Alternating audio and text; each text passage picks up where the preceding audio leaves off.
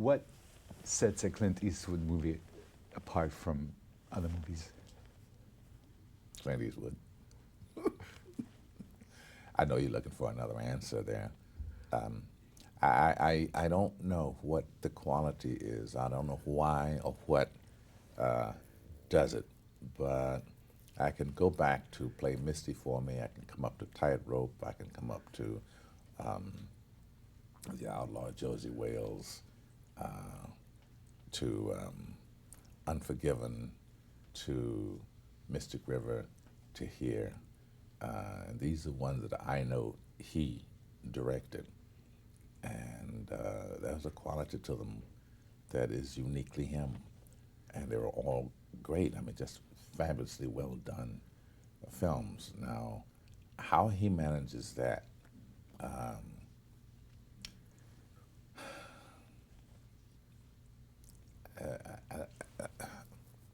there is a there is a consistency, you know, in what he does, and that also includes the team that he works with.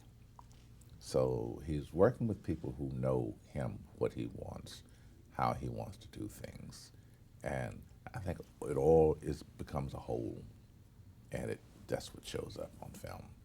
As a director, he's not a director with other actors. Very, very, very, very. You do it. You know. What do you want? What do you need? Uh, let's. I mean, whatever input you have, he's wide open for. Uh, it's why we all adore him, venerate him, the way he works. Uh, there's no tension. You don't feel ever that you're not producing. That you need to do something that you don't quite understand what he wants. You know, because what he wants is what you want. You know, and that's empowering. Is what it is. You know, I think of him. He's one of those itinerant fighters. Uh, you don't you don't hear of him unless he's good, like a tuning fighter, right? You've got a young fighter. He's coming along. He's got good moves. And now you need to test him. You need to really put him up against a challenge. So you call scrap iron.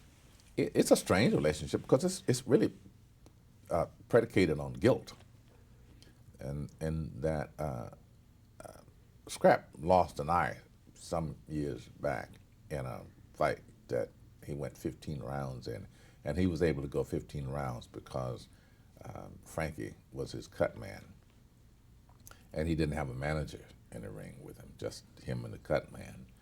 And the cut man couldn't stop the fight. If he could have, he would have, but he kept begging him to. He got cut over his eye. He kept begging him to fix it. I can take this guy, you know. And he never did take the guy actually, but he went to 15 rounds and he lost the eye. And of course, Frank was saying if I hadn't done that, he'd still have his eye, you know. And so the guy can't fight anymore. So now what does he do? Well, Frankie has this gym and says, well, you know, you can come and you can live in the gym and I don't know, sweep the floors or something. Yeah. And that's their relationship. Determination. Just determination. That's what it will always get you.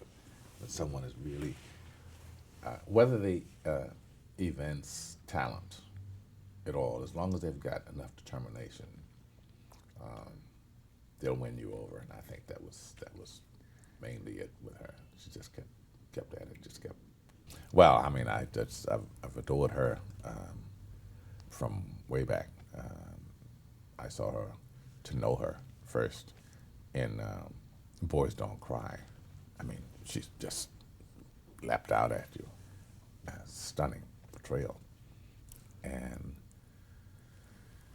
so when Clint told me that she wanted to do this part, I thought, yeah, she'll pull it. You know, because there again, we're talking about someone with incredible determination. I mean, she went at this role with like 6 months of training. That's dedication. I don't know how much we give away in this, but the problem is that Frankie's estranged from his own daughter, you know, and Scrap knows it. He knows how he's eating himself up about it, and ultimately, she becomes a surrogate for that. You know, that's what that's about. Well, you know, you start talking about Academy Award, a movie like this might disappear without that kind of noise around it. Now, once you start making jangling bells and blowing whistles, over here, you know, people will go and see it just to see what the noise is about. And of course, that's what makes movies like this survive. Otherwise, straight to video, you know. Well, I think the first one is just it's an incredible blur of dream state, you know, kind of like you're walking around in a kind of daze. Is this happening to me? Second one, a little more realism involved, you know. Third one is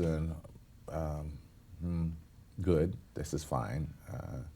And any after that, I think, are the same on that same level. This is a good thing because it means that the film at least is going to make some money, make money back. You know, if a lot of films don't recoup their investment, and it makes it difficult to get them done. Particularly nice little films like this, that if the public doesn't know about it, they wind up on some marquee off here on the side somewhere, and people may or may not go see them. You know, you have to make noise about a film before it really gets the public's attention.